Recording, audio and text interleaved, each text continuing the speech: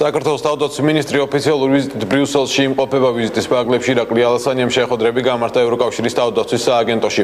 ევროკავშირის სამხედრო კომიტეტის თავმჯდომარესთან გენერალ პატრიკ დე რუზეისთან შეხვედრისას ქართული სამხედროების ცენტრალური აფრიკის რესპუბლიკაში ევროკავშირის სამშვიდობო მისიაში ჩართვის საკითხი და ოპერაციის კონკრეტული დეტალები განიხილეს. ირაკლი ალასანი ამერიკის შეერთებული შტატების ევროპული სარდლობის მეთაურს გენერალ ფილიპ ბრიდლაუსად შეხვდა. მხარეებმა სამხედრო სფეროში ორმხრივი თანამშრომლობის საკითხები განიხილეს და ავღანეთში ISAF-ის მისიის მიმდინარეობასა და საომავლო გეგმებზე იმსჯელეს. ბრიუსელში მინისტერიალის პრაგლებში საქართველოს თავდაცვის მინისტრი ორმხრივ შეხვედრებს გამართავს ნორვეგიელ, აზერბაიჯანელ და ავღანელ კოლეგებთან.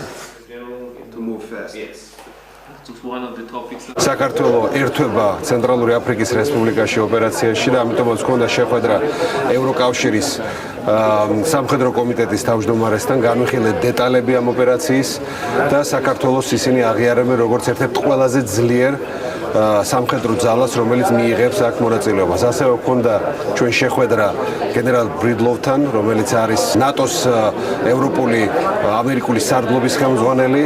ჰქონდა განხილვა ავღანეთში მიმდინარე ოპერაციების და ასევე ორმხრივი თანამშრომლობის რა ფორმატშიცაც საქართველოს შეუქმნიან დამატებით თავდაცვით